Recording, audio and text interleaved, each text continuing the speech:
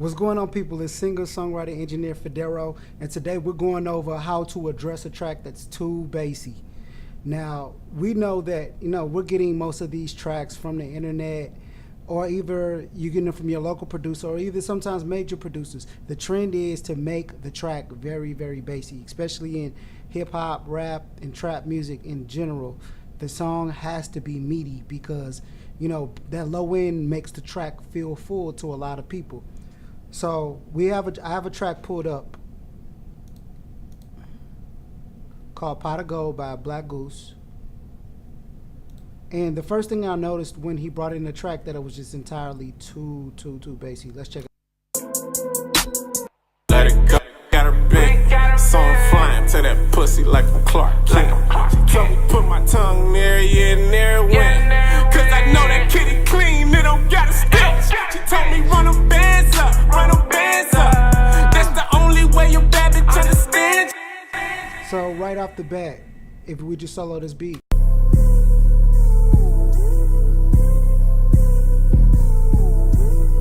you'll see that a lot of those frequency responses are up here, 6, 9, are making their way to 18. So what you do is, I like to pull up a EQ, a band EQ, G equalizer modern from the Waves bundle, I believe. Pull that up and then pull back those frequency responses.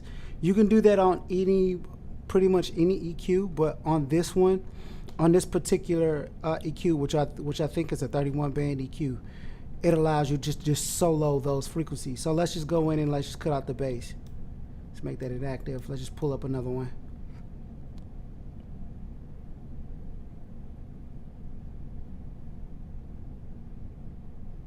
GEQ modern.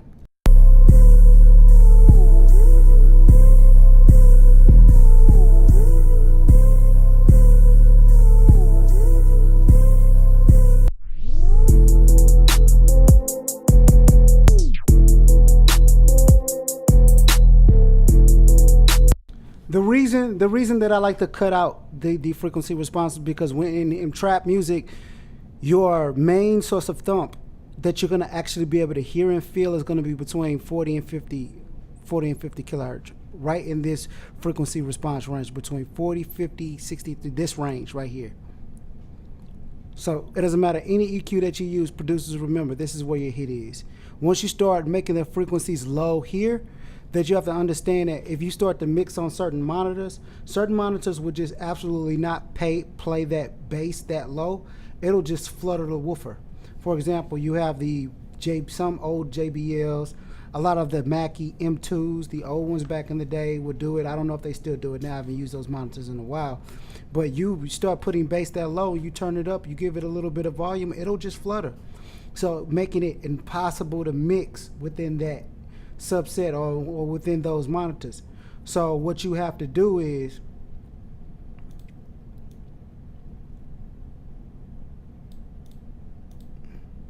go to something like an L3 and put it on your master track, and then add the bass response back to it. So that we took it away there.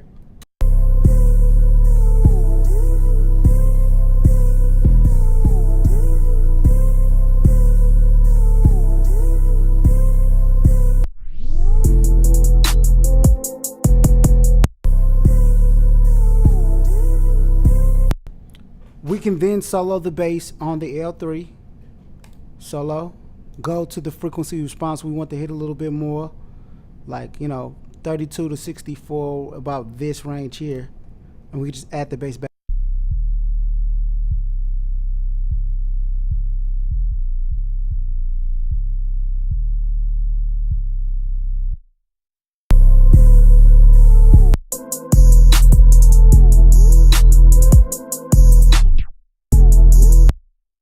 And I still think that's too much, so we might just turn it down a little bit more.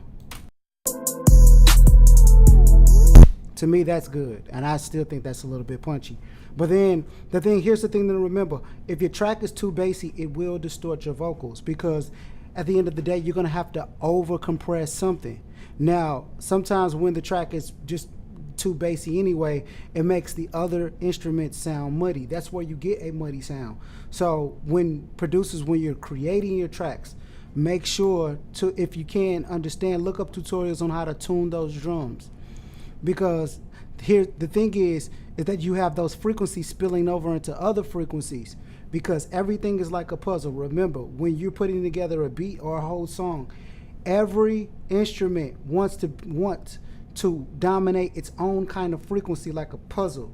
So that's why in vocals we roll off a lot of the low end, because we'll let that bass or those kicks dominate that low end, whereas we have those vocals dominating more of the mid-range to high end. So nothing is cluttered, because if everything occupied the same space, then we wouldn't be able to, quote unquote, hear a song or appreciate a song, because it's the dynamic of frequency range that we appreciate when we listen to music. So now that we have that addressed, and you know, sometimes you might be recording over 2 tracks and there's nothing that you could do. This is the best method that you could do, is just EQ those beats. You know, you use something like any like EQ that you're comfortable with, just use that. So just remember to scoop out those low ends. We could do it in, show you, make this flat.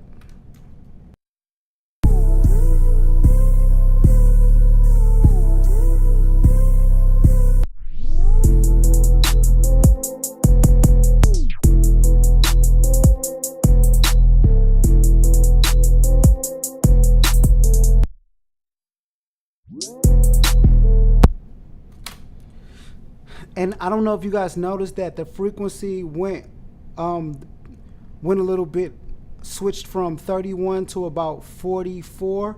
It's because when he went to the verse part, this producer took away some instruments on the verse part, which allowed the frequencies from just the bass to hit around that. So the bass is hitting kind of almost sort of in the right place. I still think that the frequency is a little low. He could have pushed it a little bit to the left between this range, 40 and 50, a little bit more.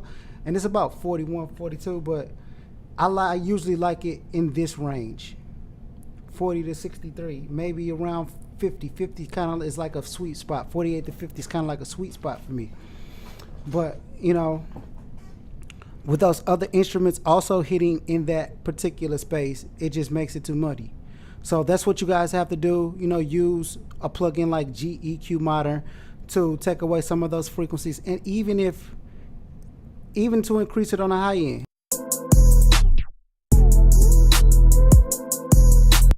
If this is not sharp enough for you, if the beat is not sharp enough, bring it a little bit on the high end. Even though we want our vocals to occupy that space, just try not to go to overkill, because if you want to make a beat just a tad bit brighter, add a little bit pitch to those mid highs around 8, 10 kilohertz. Around that area, it'll make it sparkle a little bit. So those are just my tips for today, you guys. You know, when you're recording over those tracks, remember that if it's too bassy, it will most likely distort your vocals. You probably have to over EQ something. And then another thing is, you see how this is hitting in the red right here still. Make sure you turn the beat down, give yourself headroom. I usually like negative 9.8 decibels. And then add something like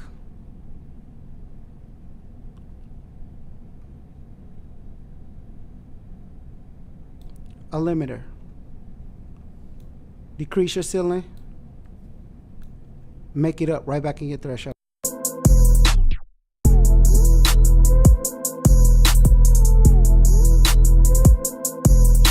Now no more peaking.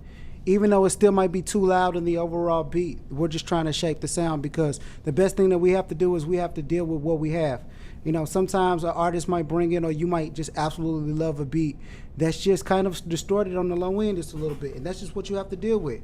And is it going to stop you from making a hit record? No, because ultimately your consumer is the one who gets to determine whether they like that sound or not.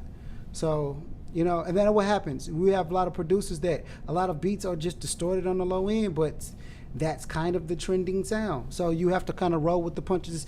Everything is not about, you know, a beats being technically right everything is still about feel. So instead of me turning down this client and saying, hey, I don't want to record on this because it sounds too distorted, it might distort your vocals, I say, hey, this is what you want to do. I'm going to use every trick and every trade that I know how to do to make the beat rounded enough for me to be able to have those vocals still stand out a little bit. And that's what I feel like we did a good job of doing here on this record. She say I gotta buy a bag if I want the cooch. But you gotta understand that you just a group. Damn, you don't. So by turning the beat down, and then also I'm recording on my template. I recorded this on the Fedarro, the great template, which is also a great advantage. But you know, it allowed me to turn the beat down, turn those vocals up, so you can actually hear the artist.